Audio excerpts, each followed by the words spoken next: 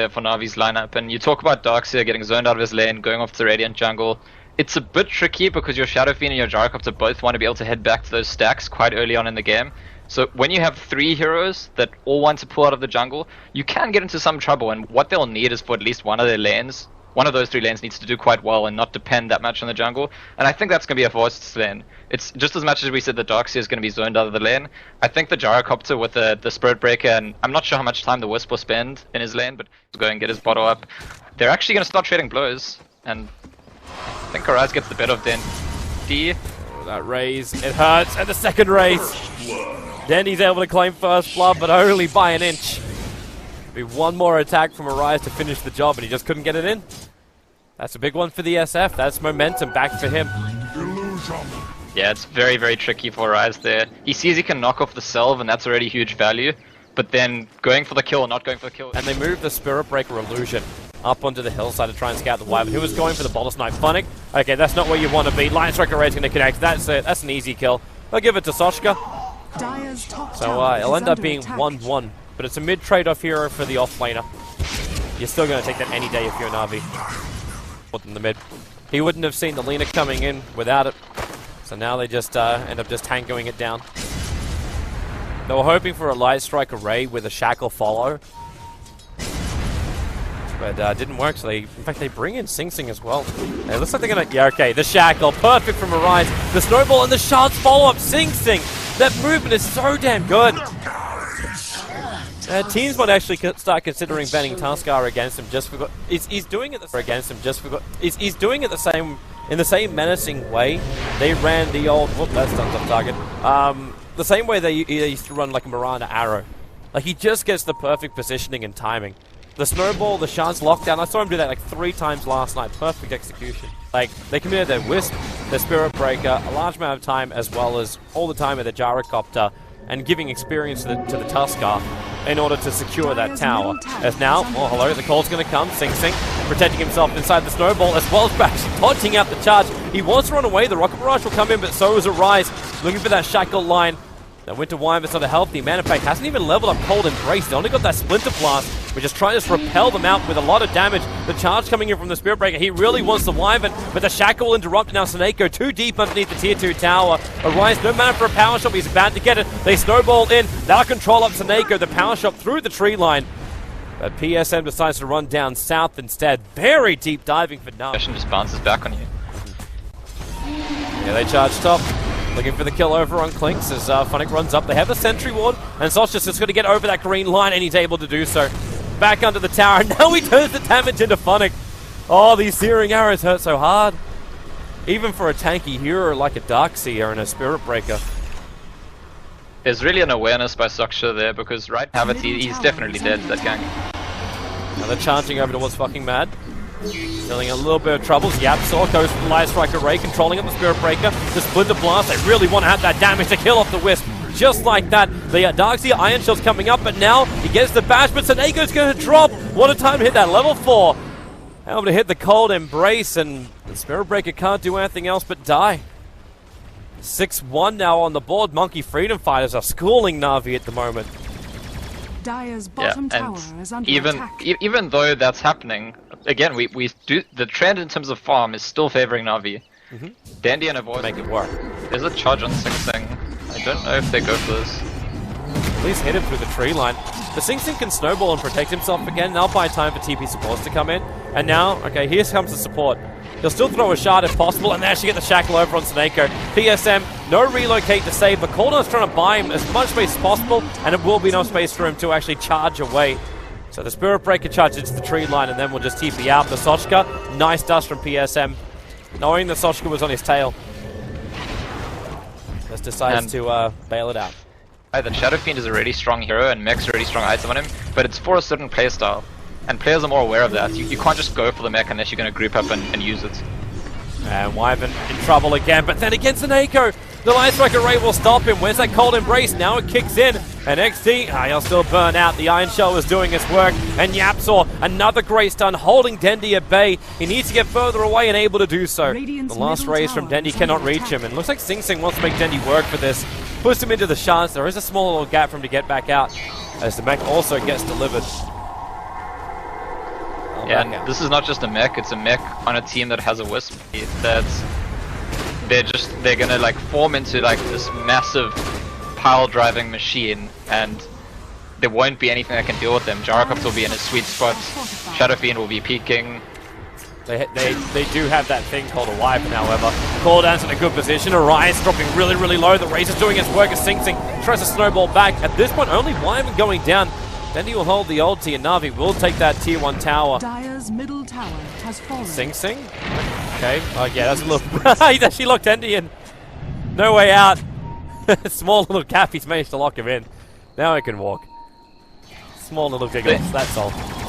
The really interesting part of Navi's lineup is the Spirit Breaker, because if their plan initially was to just get aggressive, get early at farm advantage, and then become aggressive, take objectives, and force things, the Spirit Breaker is actually performing a kind of ice role, even though it's a support Spirit Breaker. Oh, is he gonna die to Roche? Havorce is clipped. Havorce got pushed up by the shards of Sing Sing. Now Tuskar's killed off the Spirit Breaker, Aya was killed off by Roshan. What is happening right now in the pit? Arise has realized that Havorce is on the cliff side, and now they're not quite sure what to do. They give him a TP scroll, but he'll have to TP down to the tier 1 tower. He doesn't want to leave, he wants to put the cooldown down so Danny can wind up the ulti, find himself the kill over on the Lina, and now MFF, they thought they had the advantage, but they don't. They're going to lose Sochka as well, as he stood in the middle of the Darkseer wall. And he'll go down, so while things definitely did not go the way of Navi at the beginning of this, it should end in their favor. There's not much more Arise can do about this. The shards fly in again. Sing Sing gonna snowball in after Dandy, but now he's all alone. Roshan wasn't low enough to kill Secure. The relocate is actually gonna pull him out, and this is buying space now for Arise. I don't think he meant to take Dandy away. Roshan is so low. Arise will... Okay, he's gonna power shot to try and kill off Seneko. Will miss the shot, and the Rocket Barrage is gonna kill him off. One charge was still on cooldown. The Wyvern's coming back into the fight. Roshan is still alive for now. This is just like an absolute... Well, it's scrappy to say the least, as Wyvern getting bashed up by Seneko. Doesn't have anything more. Roshan finally goes the way of Dendi. As the curse over on Seneko, Yapsor comes in to Laguna Blade him down. So Navi will have a fair amount of casualties. That was not clean, but they do get the Aegis into the SS. And charge you and relocate onto you, so you have to still be cautious in your splitting. So you got to deal with a full team fight. Arise. Here comes that. In fact, it's exactly what you said. Charge and relocate. They go for the Rocket Barrage, and Arise is dead. He has no way to react to that, but Soska does what he needs to do. Like, you lose your Wind Ranger, you accept that fact. You take the tier 1 tower instead. Hammer, and the normal build is to go straight for Desolator. I'm wondering if he considers switching it up and going for BKB, just because when you're going into 5v5 fights, which is not nice. Sing Sing, he had early detection, and now the curse over on Funnick. It's trying to buy them some space. A Splinter Blast dropping down the Darkseer a little bit lower, but the support's rotated in. It's the rest of Navi. They're right on top of Soshka, and the ball's actually connected into the Wisp. They'll get the call down off, but Sing Sing able to TP himself away in time, so the wraparound from Navi, unable to grab anything. Yeah, just going back to the thoughts, I think that the rush Desolator on Clinks is usually about splitting, getting pickoffs, taking the backdooring towers. It's not really a 5v5 item, and Navi are kind of forcing this 5v5, so I'm very curious to see if he sticks to the regular build or maybe just goes off the course a little bit. So if Seneko found the right position, they might want to fight. They're quite deep in enemy territory though. There's the power shot to reveal him. And they're gonna realize now they're pinging out. They leave the Obs and Sentry behind. But I don't know if Matt's going to find those other observer walls. In fact, Denny and Seneko, they're just running in. The relocator well is on its way. Yapsor, nice double light strike array, and they go into the shackle, holding in Havorce as well as Seneko. But Wyvern is really dead. He had 2 seconds left before that curse was going to come back off cooldown. So he just tried to cold embrace to buy himself that time. Unsuccessful though. But Sochka's finally going to be useful. That's if he can live through this. He can buy up his Desolator in a moment. In fact, is he going to try and... Tier 1 tower there, he's going to get charged. I don't know, does this charge continue? There's actually an entire team smoke to cover him. They're using him as bait. This observer ward of the dire side, MFF will see Seneko running in, so they want him to try and charge down. Seneko will go all the way through and will be able to connect with Sochka as a form-hand wall. He's actually going in for Funnick. He'll get shackled up, but Havorce gets relocated in. Laguna Blade is not enough to get the kill. Yamsor doing his best. The Yulset will protect him from Danny, but with the Requiem Assault's already going off with a couple of raises, MFF do just not have the power to fight this. Sochka will be the man to survive. But the man of the hour, Funnick, controlling up all of MFF, who got stunned up with a Spirit Breaker running through the tree line. Move yourself into the path of an oncoming train. Get knocked back by it, and then you just buy time for Funny to do the rest. It's not really surprising. Now Sochka's in a little bit of trouble. Support was TP'd up by the Lina, but she's too far away. Sochka will be dead before she can arrive. Yeah, he tried to actually kill Dandy. That's all that whole situation stuff. Now SP's going to be charging into the middle lane, looking at a rise. There's no tier 2 towers, so he's fine to do this as long as they don't go in too deep. Fire Strike Array, again perfect from Yapsaw. His timing has been flawless on that Lina. I just want to give that props, even if MFF are having real issues at the moment.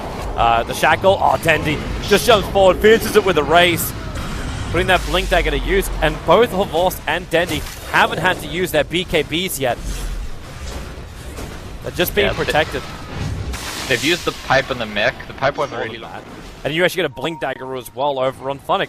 So your Blink initiation follow-up is going to be there. This is the chance they need. They need to make sure that they cannot relocate out of Vorce, and they pick up both. They focus on PSM, and Vorce actually turns on the corner. He's got support coming in. It's the Darkseer coming in from the other side. He's going to jump forward and back in Yapsaw, as well as Sing Sing into that wall and trying to run away. Can he just punch him? He'll just punch him down. 3 heroes lost for the price of a Wisp. This is not the trade-off they want in MFF for that smoke gank. It's exactly what I was just saying, right? They around in gank core from jungle, Lina became a core as well. Yep. And so if they do have that extra core, it's just a physical limit. Navi didn't give them that time, to develop all their heroes. Navi were just like, we're doing our thing, we're gonna start killing the towers, and that's that. Mad already forced to jump up.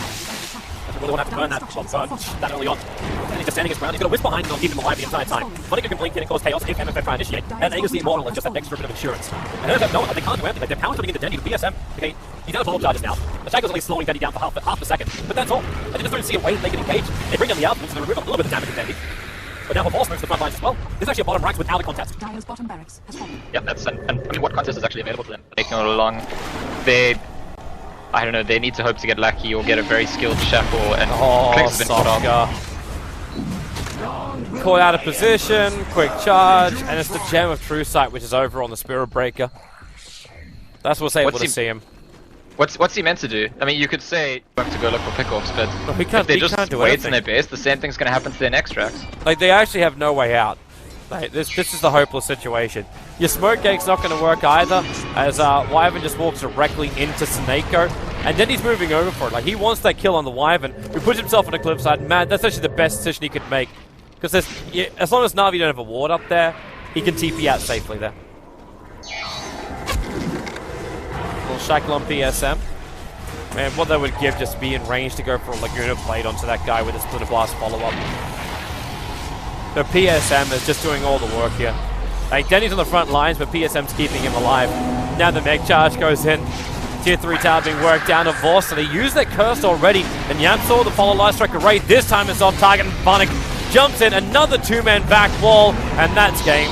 Like, they've lost everything. GG comes the call from fucking Mad. They know there is no more of this game, but it's a best of 3. They'll have a chance to fight back. A team like Monkey Freedom Fighters, they're all about momentum.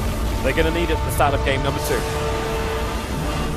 Yeah, I wonder what they'll do differently to try and at least be in the game, because this game was Navi from start to finish. I mean, there were a few kills as a lead early on for Monkey Freedom Fighters, but Navi dictates the overall dynamic from the game, of the game. They executed their own plan.